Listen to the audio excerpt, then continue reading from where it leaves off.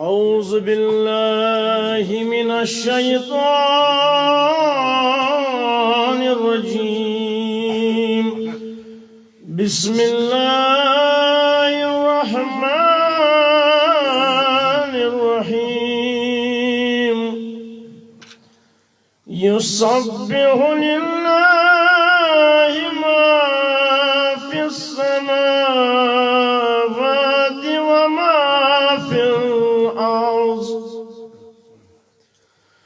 وما في الأرض الملك القدوس العزيز الحكيم هو الذي بعث في الأميين رسولا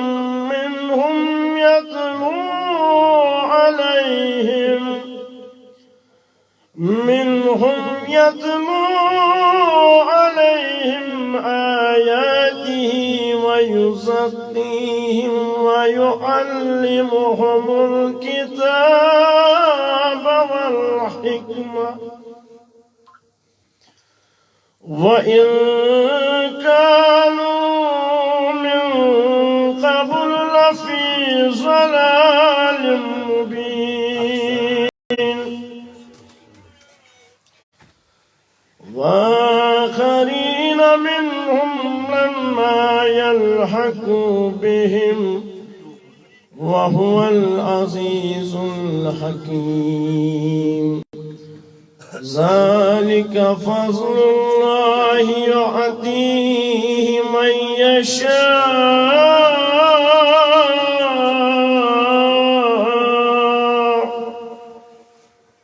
والله ذو الفضل العظيم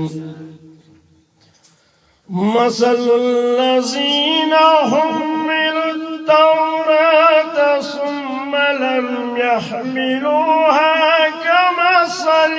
الحمار يحمل أسفارا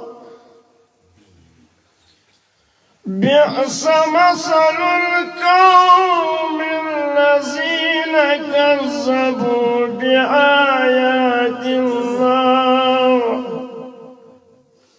والله لا يهدي القوم الظالمين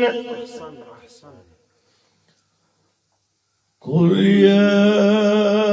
أيها الذين هادوا إن زعمتم أنكم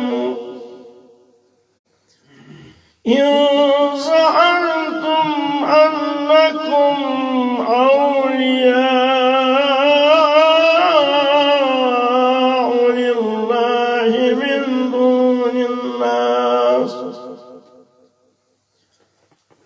فتمنوا الموت إن كنتم صادقين ولا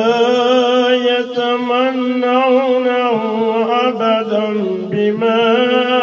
قدمت أيديهم والله عليم بالظالمين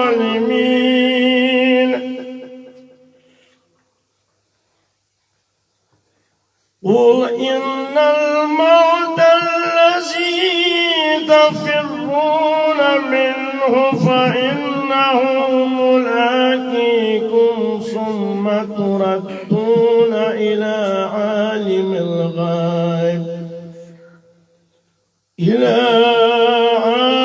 الغيب والشهادة فينبئكم بما كنتم تعملون يا أيها الذين آمنوا إذا نودي للصلاة من يوم الجمعة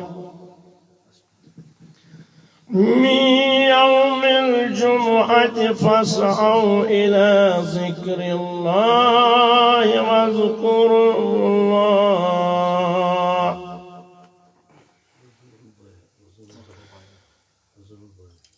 واسعوا إلى ذكر الله وذروا البيع ذلكم خير لكم إن كنتم تعلمون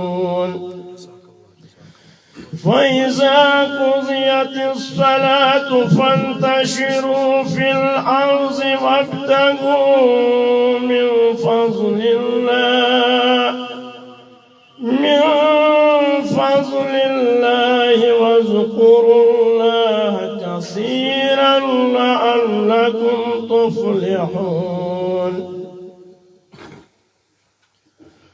وإذا تجارة أو لهوا انفضوا إليها وتركوك قائما